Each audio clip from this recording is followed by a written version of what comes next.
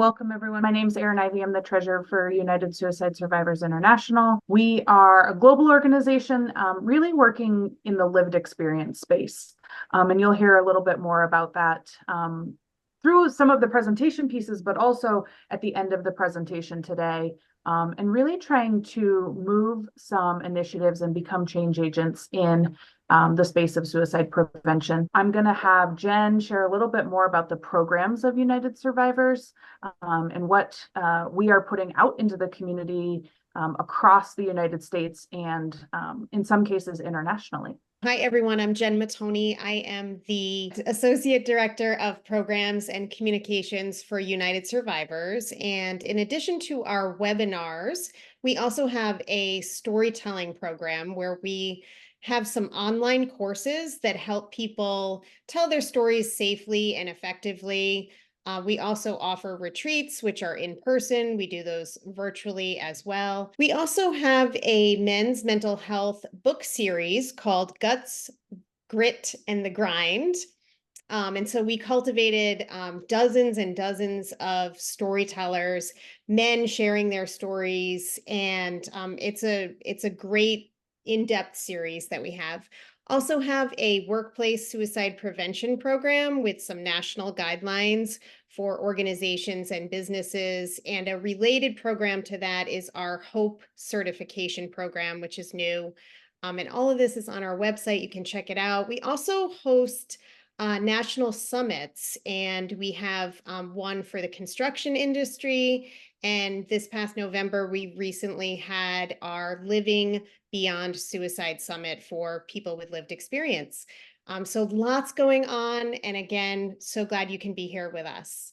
And I'd also like to introduce one of our other board members. Rick is also joining us from Missouri and has a long history with our presenters. So he'll be introducing you to all of them. Thank you. It's my great honor to get introduced to two of my friends here in Missouri. Stacy Williams is currently the Director of Residential Programs for Arthur Center, which is a community mental health agency. Prior to that, she was a suicide prevention coordinator for the state of Missouri and served as a suicide prevention lead and supervised the development of our 988, a mobile crisis for our state.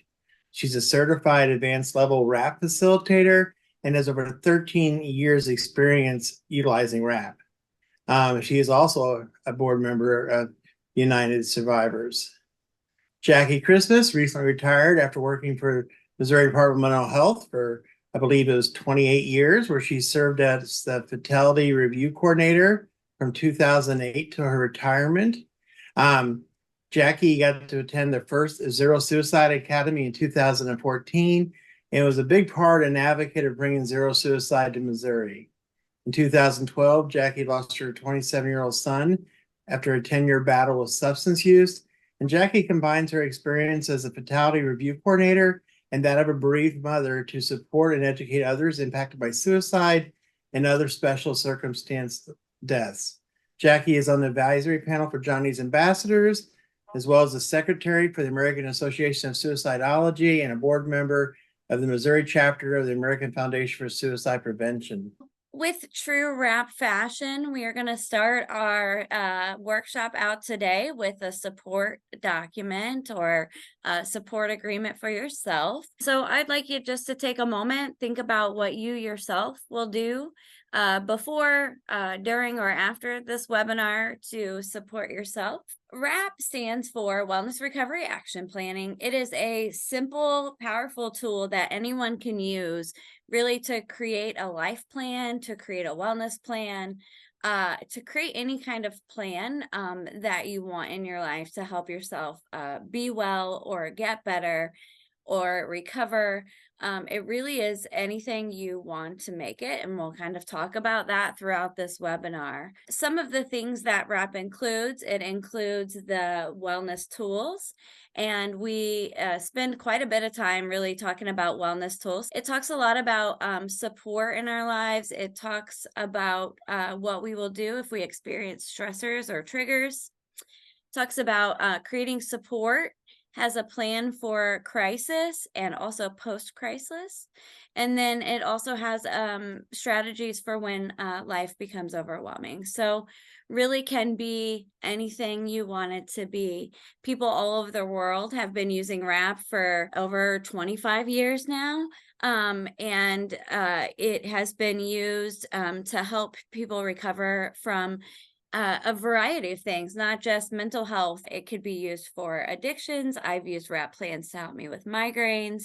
And there are folks that use WRAP for suicide prevention and really helping them to live their life to the fullest and helping them feel and be alive. Everything about WRAP is prevention focused. It's really about taking this kind of proactive approach to your life. And I really love that about it. It's ever evolving and changing. You'll see kind of even through our stories how WRAP has evolved in our own lives. People all over the world, like I said, are sharing their personal WRAP journeys and how WRAP has helped them. WRAP gives people hope even when they are in great despair. And it does this by letting folks realize that there is something that they themselves can still do even when they're at their worst moments. And so it really is this kind of guide of how I want to get well and stay well. Jackie, anything you want to add here about WRAP for Life? I don't think we can stress enough how important it is to be accountable, because as a younger person, I didn't always, accept my role in certain situations, right? Or to say, well, I can't help it, and to use mental illness as an excuse. And then there was a turning point of, no, you have to take charge of this. You're the one who's in control, and you have to learn as much as you can and be accountable for what you do. I recently had a client that I was working with tell me that, when they weren't well, they didn't have the tools they needed to cope. And so their life spiraled out of control and they experienced suicide crisis after suicide crisis and were hospitalized a lot. And really talking about now learning the tools, having this whole new perspective of, wait a second, that doesn't have to be my life. And seeing that in someone is amazing. And it really is about following those values and ethics. Before we really kind of get into the meat of WRAP, we're going to share a little bit about our stories. For me, I was asked, I think it was in 2009, I was asked as part of my work. I was brand new to the field of social work, and I was asked to attend this training for WRAP. I thought it was a great training, and I thought, I can use this to help people, and I can use this with my family. I have always been this helper person, and all of my life, pretty much, I think. And I have spent a good deal of time helping others that are close to me who have struggled with their own mental health issues or suicidal experiences. And so for me, everyone is an individual, and yes, they may have different challenges in life, but at the end of the day, we all have some say in our own lives and what we can do in that moment. So I went to the training and I thought, okay, this is great. I can use it to help people. And then I don't know about you guys, but I've been to some trainings, you kind of put it on the shelf and you think, okay, I'm going to use this later. And so I did that until I was, someone had mentioned to me about going to the WRAP facilitator training to learn how to teach it. And I was terrified of speaking in public. So there's no way that I wanted to do that. But I did. I registered and I attended the 5-day training. And one of the encouraging things one of the things they encouraged us to do beforehand was to do our own WRAP and use it. And so I started doing my own WRAP, and I realized for the first time ever that I did not have a good handle on things myself. I didn't know all of the things about myself that WRAP was talking about. And it was a huge eye-opener for me. And I realized that in order for me to really help people, then I've got to be really, really well myself, and I've got to be actively working on it so that I can best support folks. And for me, that has been life changing. Instead of thinking about, this person upset me because of this reason, I'm upset because I'm struggling right now with whatever's going on in my life. And it really isn't about that other person at all. So now that I have a better understanding of like what my own triggers are, what I need to do to be well every day, those things, I feel like I've reached a whole new level of wellness in my life, but it's an ongoing process. It is every day working at, oh, wait, I'm not doing so well. So maybe I need to do this instead of that other thing. It's a constant evolving process for me.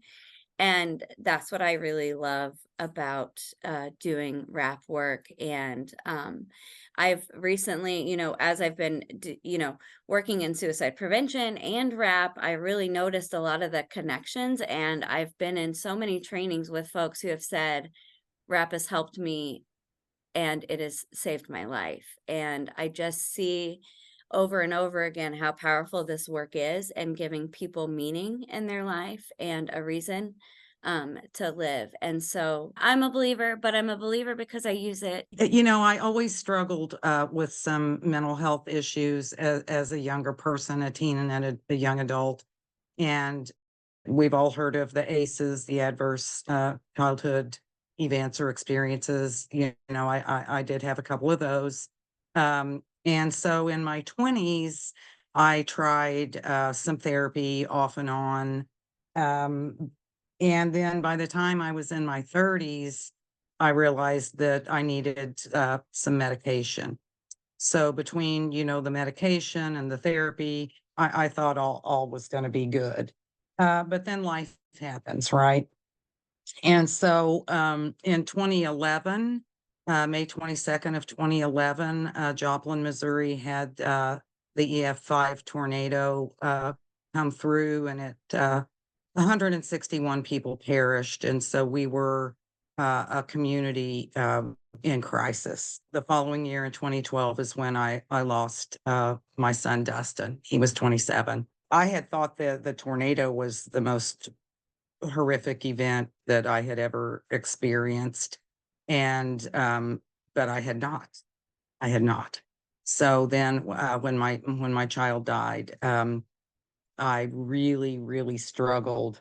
Had my own suicidal experience, left home, drove to a town in Arkansas, was thinking about what I wanted for my last meal. I was drinking heavily. Anyway, I somehow made it through that night. Thank goodness. My mental health continued to deteriorate. And I started also realizing that as we age, those of us who have a mental health diagnosis, as we age, there are some changes that can occur. And so, what worked for me then doesn't necessarily work for me now. I was up to 5 psychotropics a day. They just kept adding other medications rather than really evaluating the effectiveness of what I was on. It was just like, here, take another one. I learned about RAP at work because Stacy and I were both working for the Missouri Department of Mental Health, and someone recommended it. I attended 2 separate trainings. I got something out of it every time I went. My brain, I was just like soaking this up. It made so much sense to me. And why hadn't someone told me about this sooner? And so then I decided that I wanted to be a facilitator. And then I attended the 5-day training for facilitators. By implementing my own RAP, I was able to come off of my meds down to 1. Because I know now that there are other wellness tools out there that I don't always have to turn to medication. I do need it. Not everybody does, but I do feel like I do need it. But gosh, it's nice to be on 1 instead of 5. And I go to see a counselor if I think I need to, but I really get more support from my peers. I have had more success with my mental health by being involved in those things that involve my peers, whether that be other people with mental illness or other bereaved parents, or whatever it is. And so I get the support that I need, and that was through developing my RAP plan. So this is such an important component, is understanding that there are the values and ethics around RAP that make life worth living. And so, first is we start with hope. There is hope. We can get well and stay well. And so, it used to be, you might hear people say, well, I'm in recovery, but I'll never be recovered. Some days I think I'm recovered. Some days I think I am. But just knowing though that tomorrow can be better. If I'm having a bad day, tomorrow can be better. I can feel better, and then I can stay well. It's based on self-determination, on accepting that personal responsibility, on self-empowerment and self-advocacy. So I saw a therapist, and when I took my RAP to her, she was not interested in that and said that she used other tools and techniques and that we wouldn't be using my RAP. And so I had to be a self-advocate. So I fired her. So yes, but that's learning how to be a self-advocate.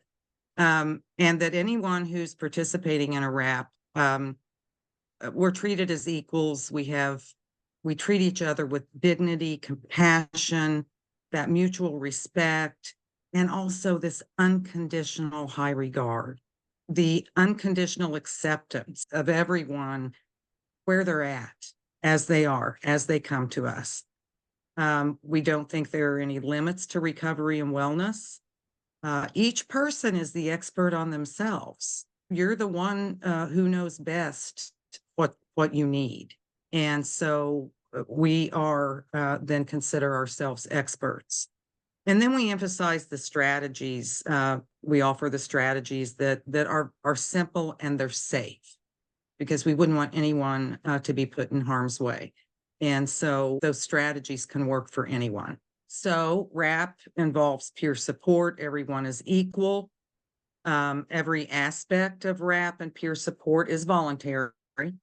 We want people to be self-determined. We assume that people can make choices, and then understand that they take responsibility for themselves and the future. We focus on personal strengths and stay away from those perceived deficits. And difficult feelings, like for me, having gone through that disaster and then the loss of a child, difficult feelings are normal responses to traumatic life circumstances. And so they aren't just symptoms or a diagnosis. Yes, I have a diagnosis, but I had these things happen to me in my life. And so those difficult feelings and sometimes the behaviors that come with them are seen as normal responses. What we think sets RAP apart is that it provides a structured framework for recovery and wellness that promotes those things: the empowerment, the self-management, resilience, and hope. It emphasizes shared experiences. It's these shared experiences that help us realize that we're not alone, and that by being involved in these peer networks, it actually assists us in the recovery process. It emphasizes the power of support and connection, which can help decrease our feelings of loneliness and isolation. I have a support person that I talk to every day, sometimes 2 or 3 times a day. She is another bereaved mother. Our focus is on recovering our wellness as individuals so that we can live lives that make sense to us, and that we are all peers. There's not, some groups you might go to or trainings you might go to might have that professional, that clinician in place. And that's okay. But we're not that kind of a group. So we all see each other as peers. It's a self-empowerment tool and a way to be proactive, so that you can again live a life that's meaningful to you. There's been a lot of research done on RAP throughout the years, and it has been, when SAMHSA listed evidence-based practices, RAP was listed as one of them. And what they saw through doing the research studies was that folks had a reduction in severity of symptoms of mental illness, but they also had increased hopefulness, increased confidence, a greater willingness to ask for help. So really touching on that support piece and knowing like what you need and knowing how to ask. Better goal orientation, improved self-advocacy, and an overall improvement towards recovery and better physical and mental health. And I feel like that is just so true. And I see it all the time. In RAP, there are the kind of like liken these to the building blocks or the key recovery concepts of RAP. And there are hope, personal responsibility, education, self-advocacy, and support. And when we do a RAP seminar, we spend lots of time on these, really kind of getting into what do they mean, what do they look like for the individual. And we have time to really share out for us what hope means. And you may have some folks in the seminar who may not have a lot of hope at that time. And as cheesy as it sounds, I always say that's okay. Like we have hope for you. Like there is hope. And sometimes just hearing from others in the group who have also been through life's challenges, it can be so helpful to hear that, because sometimes we can lose that hope, and that's okay. There is support. And we can see that hope in our peers. So personal responsibility is that it's up to us, with the assistance of others, of course, when we ask or when we want that, to take control and move forward and work towards the life we choose. For education, this isn't about necessarily educating ourselves with a book knowledge, but it's more about let's learn all we can about ourselves so that we can be the best self possible. And so for me, that was that huge kind of eye-opening experience of, holy moly, I don't know anything about myself. I got to get better. Self-advocacy. We spend quite a bit of time really talking about how can we effectively reach out to others to get what it is that we want and need, kind of in the right way.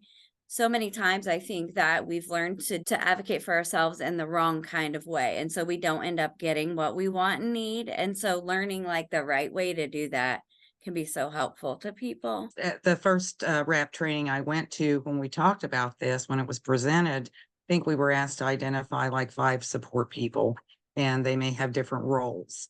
And so, one, for example, was someone to have fun with.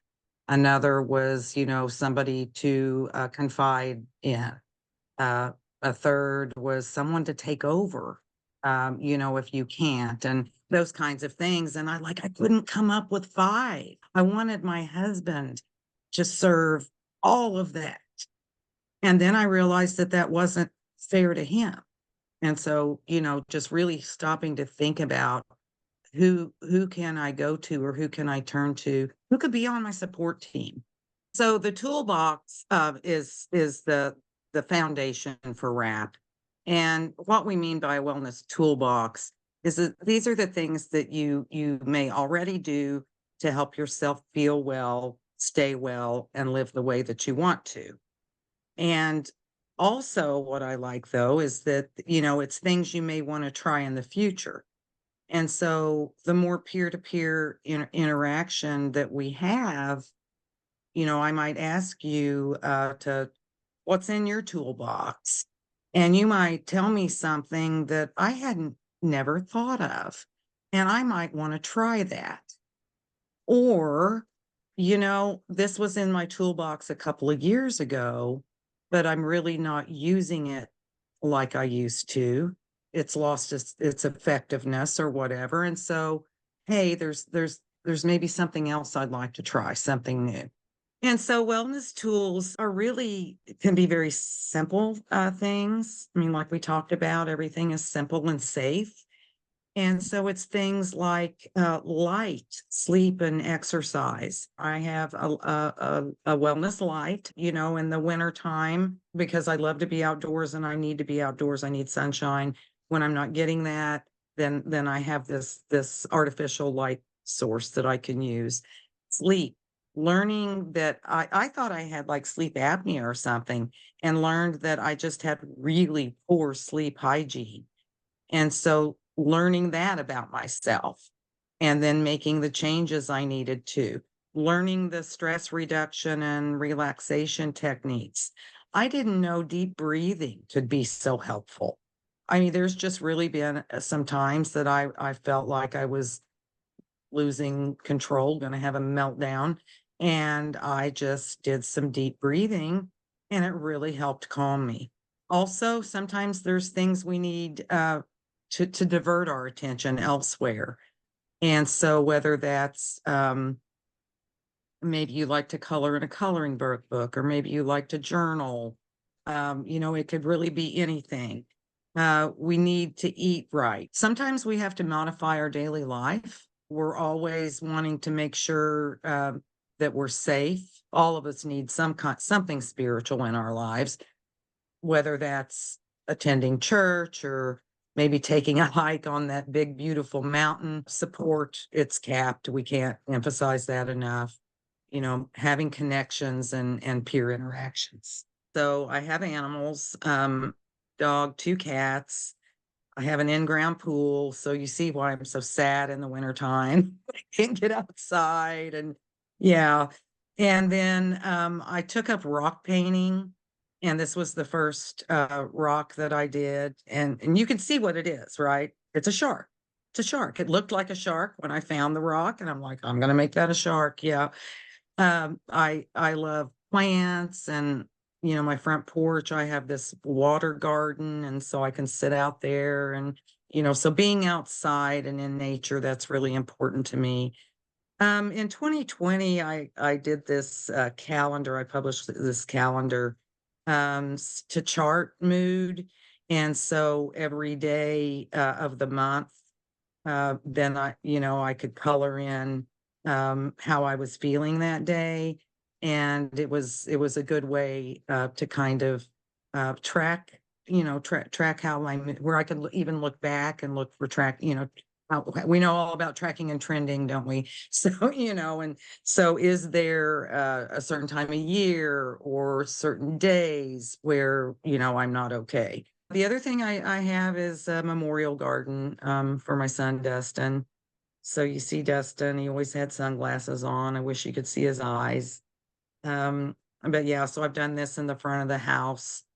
There's an empty chair, which represents that, you know, he's gone. There's an empty chair at my house.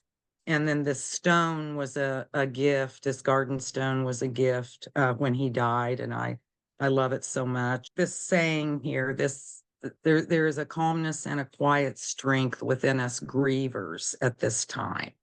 And so what that means is, you know, we're watching the news every day and horrible stuff is happening all over the world. And, you know, and I struggle. I sometimes have to turn the news off as a wellness tool, just turn it off. But this calmness and quiet in those of us grieving, because we know we can draw on our own resilience. We have already had the worst day ever, right? So having faced the end of our world once before, we know that we can get through anything. And so I remind myself of that, you know, too, when I'm struggling. Then my wellness tool is to remind myself, you've already lived your worst day. So you can do this. You can take on this challenge. I also love being outdoors and hiking. Been taking up camping recently, so adding that to my wellness toolbox. I love to cook and bake. And then you see all kinds of support. So I have my son, my partner, but also my friend group. We talk regularly, and I just appreciate having that support in my life and knowing that, you know, I have folks available if I need something. And so the wrap components, there is a daily plan. And again, this doesn't have to be difficult. I need good sleep and I need to take my medication. And not just, I take a lot of medications because I'm old and I have some health issues, but that it's really important for me to maintain both, health and mental health wellness, that I have to take my medicine every day. I have to get good sleep. I need to eat. Also knowing then what triggers or stressors. I know some people like to use triggers, whereas others prefer stressors. Knowing what those are and then having an action plan around that. So when I'm feeling stressed or if I get triggered, I'm going to do this. Early warning signs is kind of like things are starting to break down a little, but then developing an action plan for that.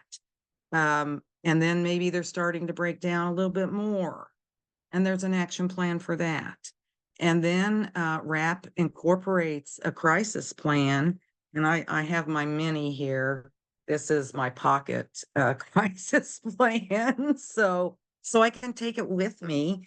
WRAP also has a WRAP on the go again, so that you can carry this stuff with you.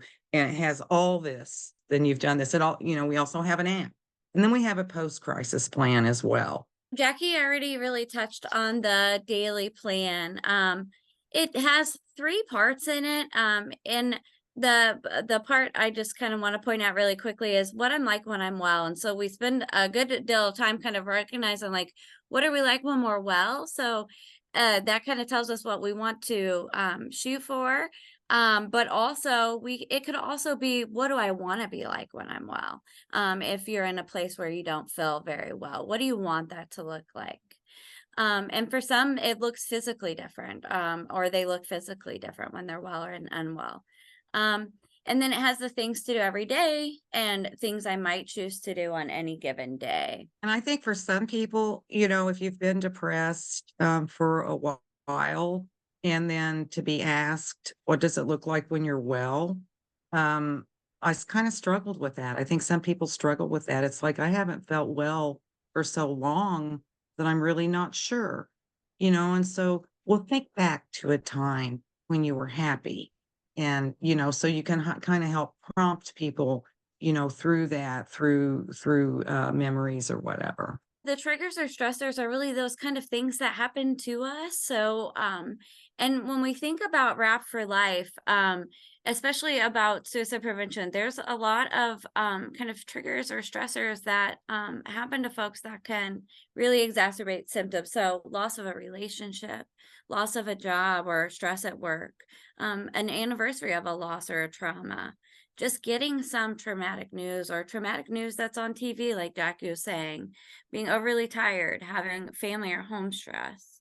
And then we also know exposure to others who have died by suicide, as we sometimes see, especially with younger folks. So one of my triggers, of course, would be the death anniversary of Dustin. And so I always have a plan. And one of the things that I do is I go eat barbecue.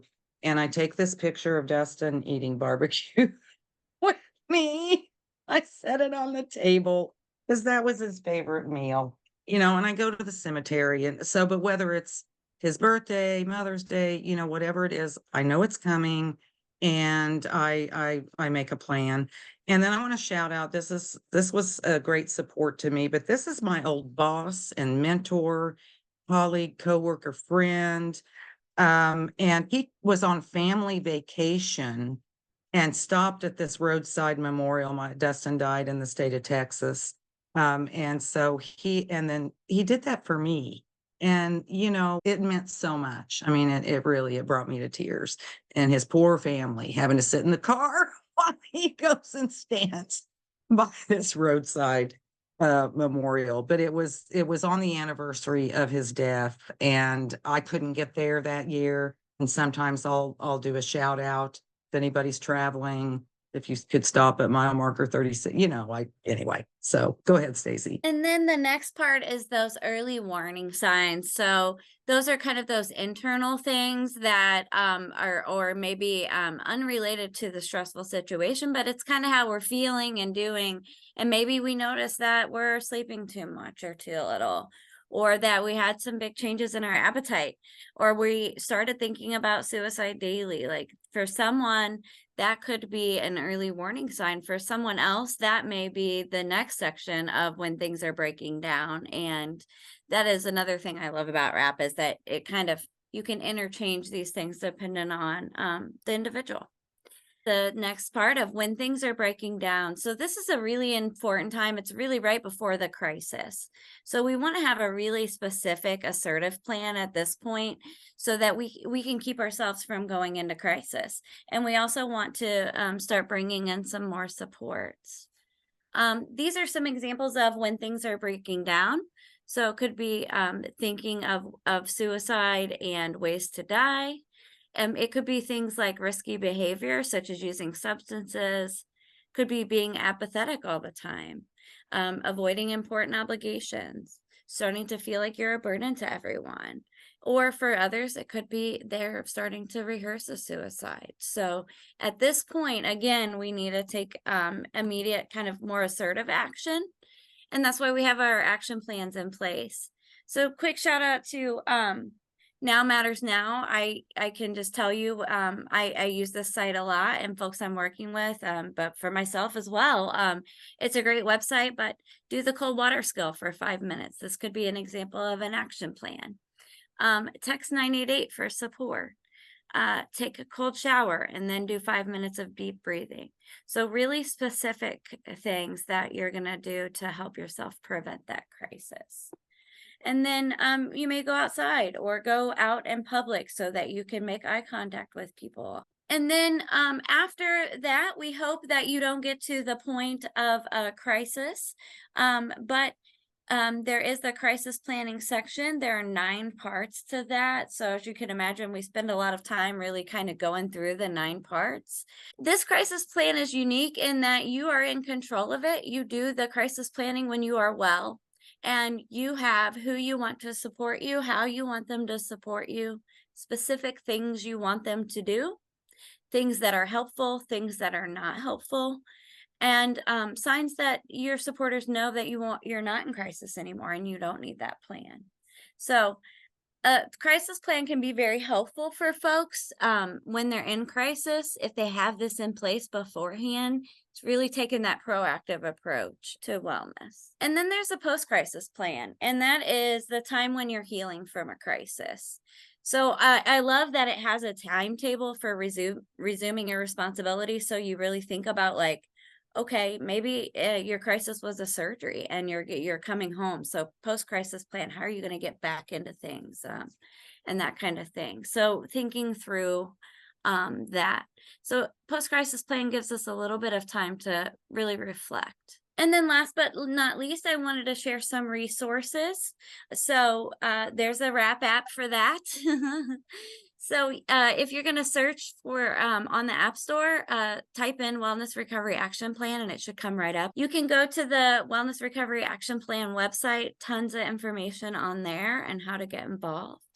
And if you need support with suicide prevention, please reach out and connect. Help is available. 988 is available 24/7. Just some next steps if you're interested in pursuing RAP, Wellness Recovery Action Planning, more. I encourage you to look up RAP and just try out some of it and see what you think. There's a couple of questions just very specific to marginalized populations, people who might have a disability, who are LGBTQIA+, and really wanting to know if there are some cultural considerations to address specific populations and how that might play into the RAP work. We really try to give choices and options for everything we do, and everything is voluntary. And so I think, our values and ethics of RAP, like we talked about, kind of in the RAP for Life, there are lots more of those,